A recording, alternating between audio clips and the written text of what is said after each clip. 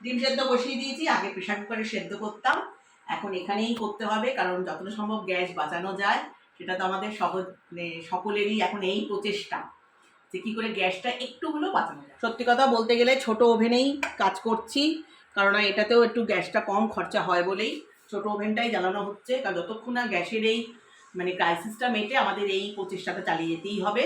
এখন induction কুকারটাকেই main highlight করছি, কারণ এটাতেই যতটা সম্ভব যে রান্নাগুলো পারবো। আমাদের ইন্ডাকশানে রান্না করার মতো কোনো মেটেরিয়ালস মানে ইউটেন্সিলস নেই আমার কাছে। চলো এখন কি খাবারটা খাচ্ছি সেটাও ইন্ডাকশান কুকারেই করেছি, রান্নাটা তোমাদের শেয়ার করলাম না, কিন্তু কি খাবো চলো সেটা এখন দেখাই, আসো।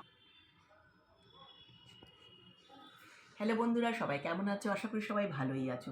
মানুষ তখন নতুন প্রবলেমে পড়েছে, কি গ্যাসের খুব ক্রাইসিস চলছে, সারা বিশ্ব জুড়েই যুদ্ধ চলছে। তা যুদ্ধের ফলে আমাদের গ্যাসেরও সমস্যা দেখা দিয়েছে।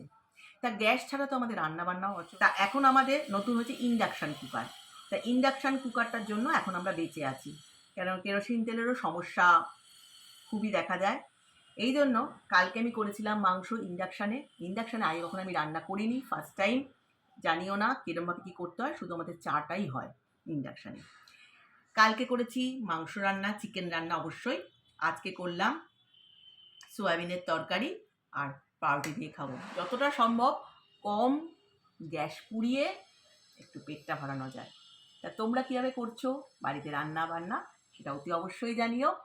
তোমাদের বাড়িতে এরকম ক্রাইসিস চলছে কিনা জানি না, আমাদের কিন্তু গ্যাস আমরা পাচ্ছি না, মানে বুকিং করেছি, গ্যাস আমাদের আসছে না। তা হয়তো এই সমস্যার সম্মুখীন তোমরা অনেকেই হচ্ছ। এই চলো আমাদের এখন খুব কম রান্না করে পেটটা ভরাতে হবে। আশা করি ছোট্ট ভিডিও ভালো লেগেছে। টাটা, সকলে ভালো থেকো।